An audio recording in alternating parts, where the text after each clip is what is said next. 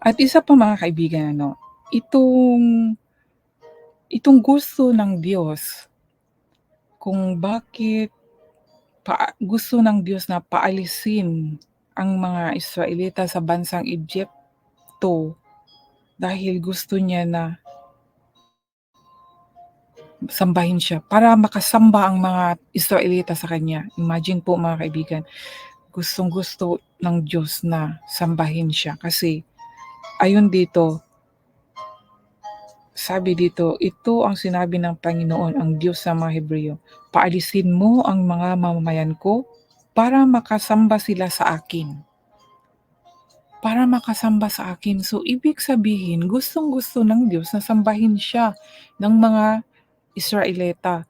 Yung mga taong kanya, yung mga taong sumampalataya sa Diyos or yung mga taong pinili ng Diyos or kanyang hinirang or kanyang mga mamamayan. Parang tayo din mga kaibigan as a Christian. Ganon din po ang gusto ng Diyos. Kaya tayo, nagwo-worship tayo sa Panginoon, di ba? Sumasamba tayo. Sa bagay, sa ibang relihiyon, meron din ganun Pero,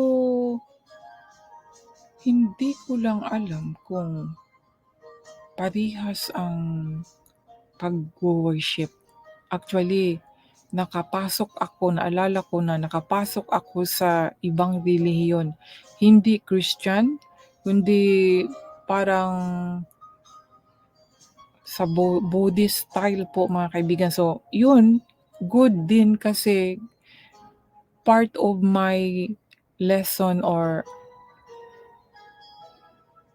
lesson learned nga, 'di ba? Kasi experience ano ko na iba ang worship ng Christian sa ibang relihiyon po. So, sa ibang relihiyon meron din po silang yung siguro Diyos nila pero ang nakita ko kasi doon meron din silang larawan sa harapan May larawan sila ngunit ang larawan ng nasa harapan nila ay tao yun mga kaibigan na bali founder ng relihiyon na yun or sekta na yun. At yun po ang siguro hindi ko lang alam kung tinawag nila yun kasi hindi ko naman alam ang kanilang lengguwahe. Pero yun daw ang ang pinaka-higher. Sa atin naman kasi, sa atin ang Diyos ni Abraham, Isaac, and Jacob, kung malalaman natin ay wala namang larawan, di ba? Dahil gusto lang niya talagang sambahin siya. At ang Diyos ay nagsasalita sa iba-ibang mga simbolo. Gumagamit siya ng apoy, ulap, lapaap, no? Yan po yung mga So, hindi po tayo sa images. Dahil yan po ang pinakaayaw ng Diyos. Ayaw niya yung merong Diyos-Diyusan. Kaya alamin natin mga kaibigan ang ating Diyos. Alamin natin, yan lang po ang masasabi ko talaga. Para kung mag-pray tayo, alam natin kung anong dapat natin gawin. Hindi yung kagayang dati ako, pag nagpe-pray ako, nung hindi ko pa alam ang Diyos na nandito sa Bible, pag nagpe-pray po ako, tinitigan ko po yung larawan na nasa harapan ko, yung larawan ng cross na merong katawan or images ni Jesus Christ, nasabi yung si Jesus Christ, pero hindi pala yun mga kaibigan. Yun po, minsan tinitingnan ko, nagdadasal ako. At iba-ibang mga ribulto. Pag yun bang nagdadasal ako sa harapan nila, syempre pangalan nila ang tinatawag ko. Isa din po yan, hindi po yan kalugod-lugod sa ating Diyos dahil may proper name po ang Diyos mga kaibigan. Pag nag-pray po tayo at gumagamit po tayo or ng ibang pangalan at tumatawag tayo ng ibang pangalan, ibig sabihin, sumasamba po tayo ng Diyos-Diyosan, mga kaibigan. Ito po ay totoo po ito mga kaibigan. Dahil ayaw ng Diyos na sumamba tayo ng Diyos-Diyosan. Gusto niya, siya lang. Siya lang mga kaibigan, kaya nga gusto ng Diyos. Ito halimbawa ito, itong mga Israelita, Ito yung halimbawa sa atin. Kaya gusto ng Diyos na umalis na ang mga Israelita sa bansang Egypto para sambahin siya. Isa lang ang Diyos mga kaibigan, siya lang. Hanggang ngayon dahil hindi po namamatay ang Diyos. God is spirit. Spirit, hindi po namamatay ang espiritu. Alamin po natin ang tungkol sa espiritu mga kaibigan, hindi po namamatay. Ang kaluluwa lang po ang may kamatayan. Kaluluwa natin mamamatay. Pero ang ating espiritu, babalik po kung saan po nanggaling. Ang ating kaluluwa ay mamamatay. Kung tayo ay gumawa ng masama, mamamatay, pupunta sa impyerno. At kung nasa Diyos tayo, doon mapupunta sa langit. Yun po yun, sa naunawaan ko po. Kaya ang kaluluwa ay may kamatayan. Yan po ang naunawaan ko po. Mababasa din po natin, nababasa ko yan na sinabi, mas kakatakutan natin ang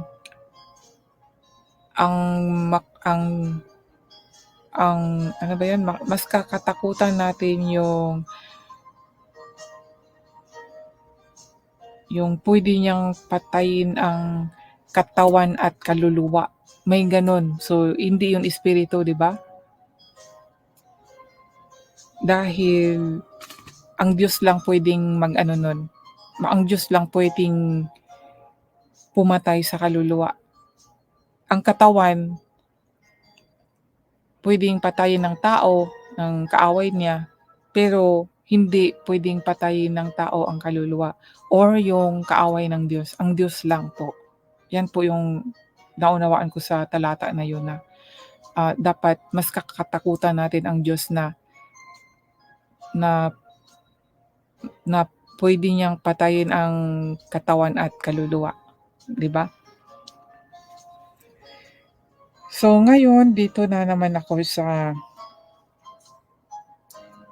tungkol po sa bukol. Exodus chapter 9 verse 8 to 12. Ang sabi dito, sinabi ng Panginoon kina Moises at Aaron, kumuha kayo ng ilang dakot ng abo sa pugon at isasaboy ito ni Moises sa hangin sa harap ng Paraon. Kakalat ang mga abo sa buong Egypto at dahil dito tutubuan ng mga bukol ang katawan ng mga ito at mga hayop. Kaya kumuha ng abo sa pugon sina Moises at Aaron at tumayo sa harap ng Paraon. Isinaboy ito ni Moises sa hangin at tinubuan ng mga bukol ang mga tao at mga hayop kahit na ang mga salabangkero ay hindi makaharap kay Moises dahil tinubuan din sila ng mga bukol katulad ng lahat ng Egyptyo. Pero pinatigas ng Panginoon ang puso ng Paraon at hindi siya nakinig kina Moises at Aaron gaya ng sinabi ng Panginoon kay Moises.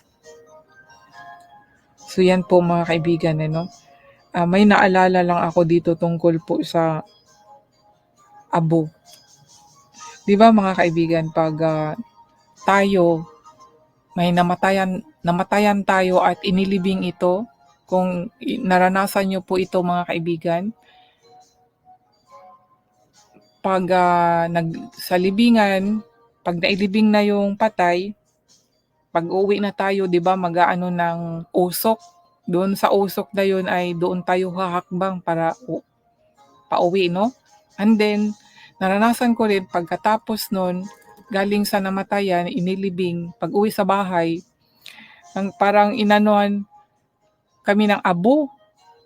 No, yun yung mga tradisyon noong unang panahon. Naalala ko tuloy itong abo dito. Kaya may mga ibig sabihin din itong abo mga kaibigan. Bakit abo ang ginamit dito? Para magkaroon ng mga bukol ang mga tao at mga hayop. abo ang ginamit 'no. And then hindi pa rin nakinig ang Paraon, hindi pa rin siya nakinig at, nagpadala na naman ng ulan ang Panginoon, ulan ng yelo. Pagkatapos sinabi ng Panginoon kay Moises, "Bumangon ka ng maaga bukas at puntahan mo ang Paraon at sabihin sa kanya, ito ang sinabi ng Panginoon, ang Diyos ng mga Hebreo, paalisin mo ang mga mamamayan ko para makasamba sila sa akin, dahil kung hindi, magpapadala ako ng matinding salot na magpaparusa sa iyo, sa mga opisyal at mga mamamayan mo, para malaman mo na wala akong katulad sa buong mundo. Kahit noon pa, kaya na kitang patayin, pati na ang mga mamamayan mo sa pamagitan ng karamdaman, at wala na sana kayo ngayon. Pero pinayagan kitang mabuhay dahil dito para makita mo ang kapangyarihan ko at para makilala ang pangalan ko sa buong mundo." O ito mga kaibigan 'no, ito yung sinabi ko mga kaibigan na hindi lang sa Israelita or Egypto makilala ang Diyos kundi sa buong mundo. Kaya ito po yung purpose niya kung bakit pinatigas niya si Aaron, na yun po ang sinabi niya na para makilala ang pangalan ng Diyos mga kaibigan. Kaya mga kaibigan, maging aware po tayo sa pagbanggit ng mga pangalan 'pag nagdasal tayo. Baka nagdasal ka tapos hindi Diyos ang tinatawag mo, baka yung mga pangalan na ng mga rebulto na kahit na hindi sa ano 'no, hindi sa Christian or iba-ibang churches ba na mayroong mga rebulto at may mga pangalan, tapos yun ang tinatawag mo. Hindi yun pangalan ng Diyos mga kaibigan, at ang Diyos ay nagpakilala siya dito sa istorya ni Moises, nagpakilala siya kung sino siya. Kaya nga sinabi niya na dapat, sabi niya, ulitin ko po ang pagbasa, Exodus chapter 9, verse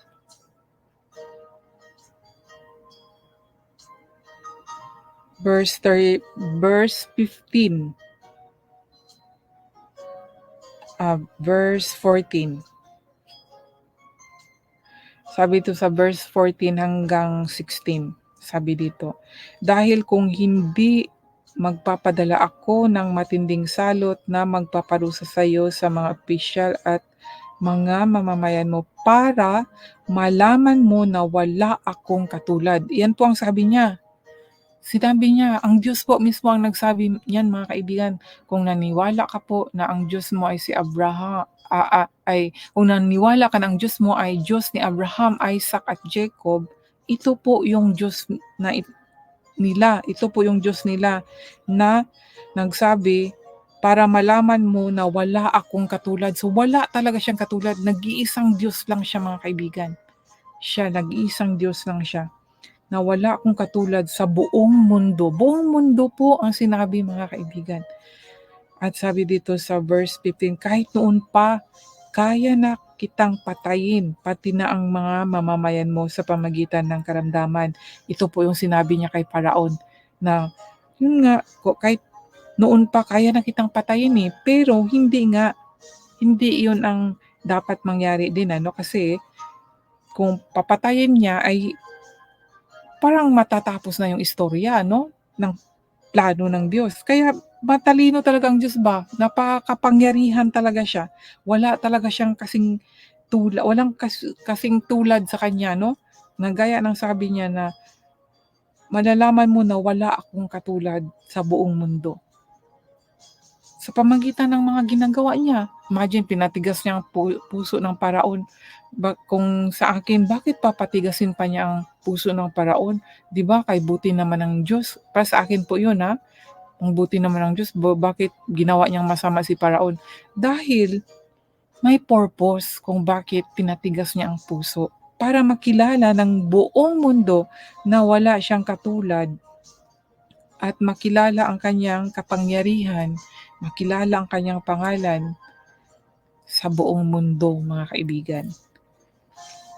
Kaya amazing po, 'di ba? Sa dami po ng relihiyon, mga kaibigan, about 7 relihiyon.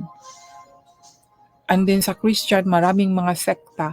Mga iba-ibang Christian nga, pero iba-iba yung mga sect, 'no? Iba-iba yung mga turo nila. Relihiyon, Buddhist, Islam, 'yan po mga relihiyon po 'yan.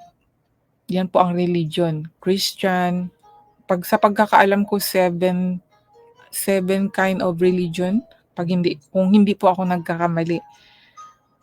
And then sa Christian, marami pong mga sangay-sangay, 'no? So sekta. Kaya nakaka-amaze po ang Diyos. Sana po, mga kaibigan, ay malaman niyo na mayroong iisang Diyos lang po. So ipagpatuloy ko po ang pagbasa, pero nagyayabang ka pa rin sa mamamayan ko at hindi mo pa rin sila pinayagang umalis. Kaya bukas sa ganito ring oras, magpapaulan ako ng mga yelong parang bato at ang lakas ng pagbagsak nito'y hindi pa naranasan ng Egypto mula nang maging bansa ito. Kaya iutos mo ngayon na isilong ang lahat ng hayop mo at ang lahat ng alipin mo na nasa bukid, dahil ang sinumang nasa labas, tao man o hayop, ay mamamatay kapag tinamaan ng mga yelong parang bato. Natakot ang ibang mga opisyal ng Paraon sa sinabi ng Panginoon, kaya nagmadali silang isilong ang mga alipin at mga hayop nila, pero may ilan na binawaliwala ang babala ng Panginoon. Pinabayaan lang nila ang mga hayop at alipin nila sa labas. Sinabi ng Panginoon kay Moises, "Itaas mo ang baston mo sa langit para umulan ng mga yelong parang bato sa buong Egypto, sa mga tao, mga hayop at sa lahat ng pananim." Kaya itinaas niya ang kanyang baston at nagpadala ang Panginoon ng kulog, mga yelo na parang bato at kidlat. Ang mga yelong pinaulan ng Panginoon sa lupain ng Egypto ang pinakamatindi mula nang maging bansa ang Egypto. Habang umuulan, patuloy naman ang pagkidlat.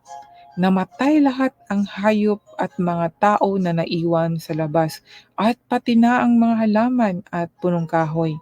Tanging sa Diyosen lang hindi umulan ng yelo kung saan nakatira ang mga Israelita.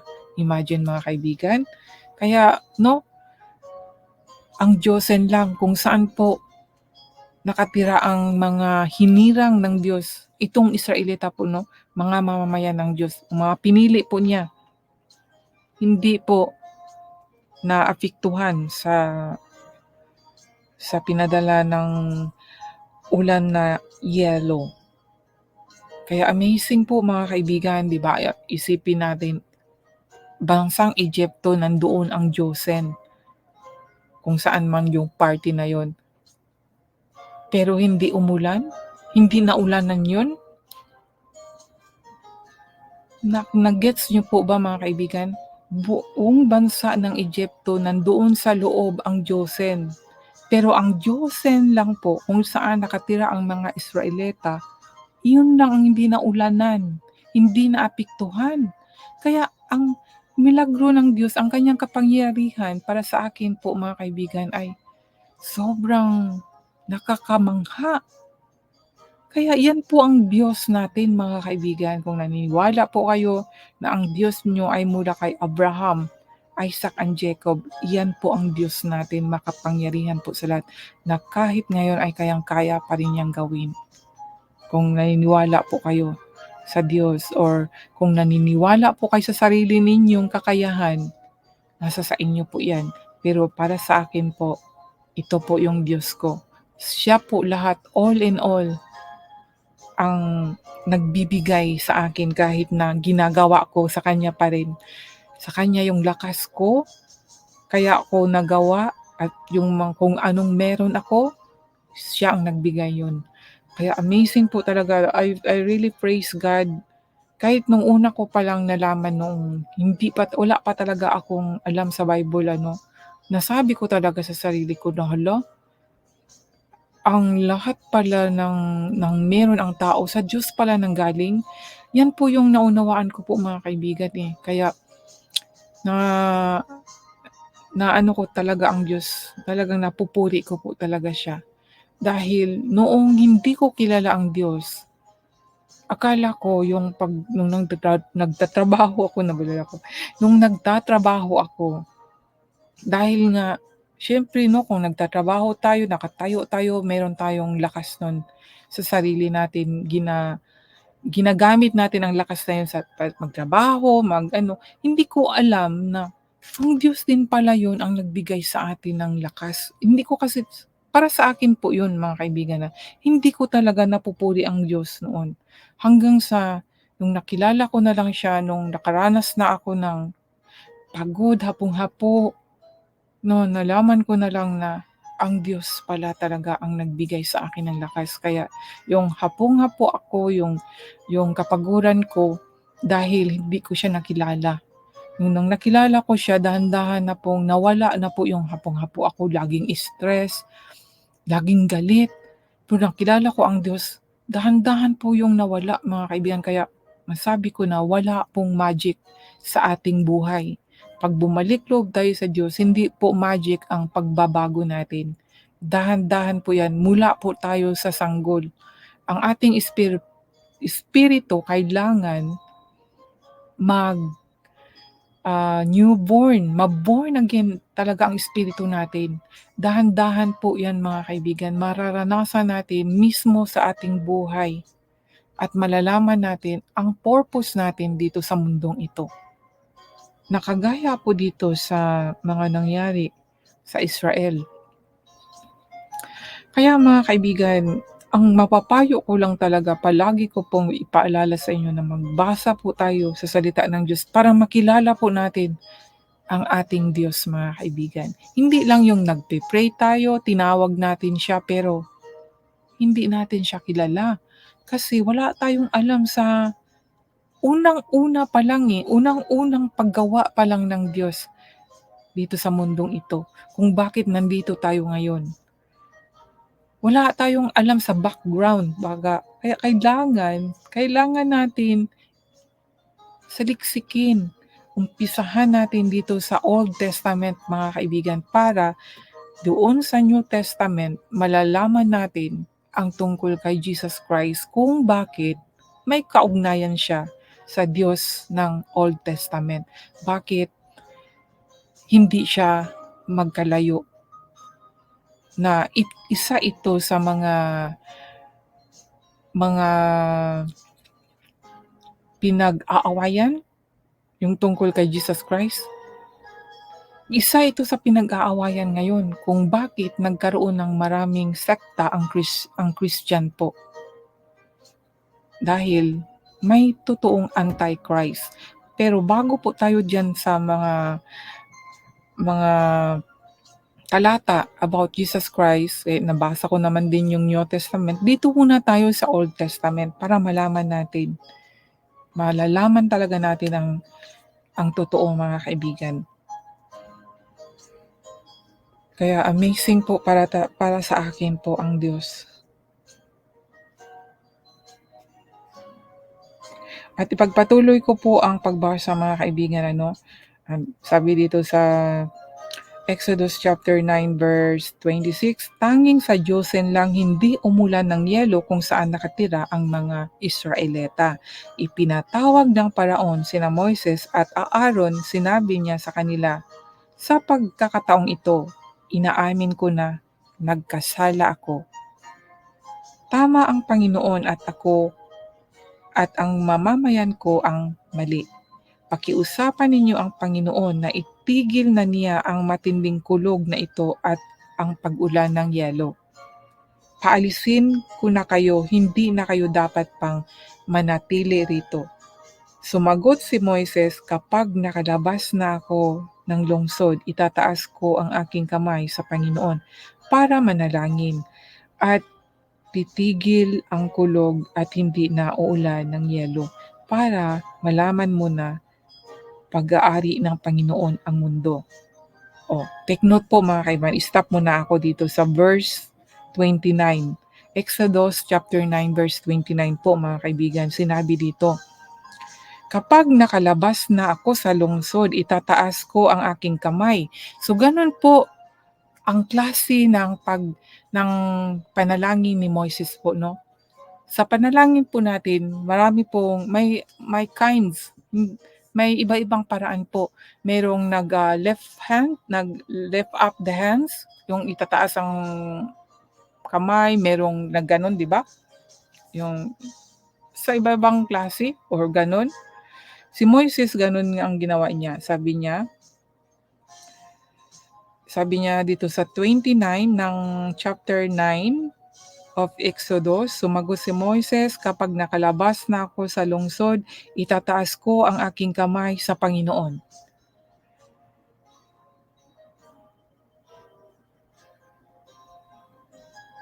At itataas ko ang aking kamay sa Panginoon para manalangin at ititigil ang kulog at hindi na uulan ng yelo para malaman mo na pag-aari ng Panginoon ang mundo. Take note po mga kaibigan, ang sabi ni Moises, para malalaman mo na pag-aari ng Panginoon ang mundo.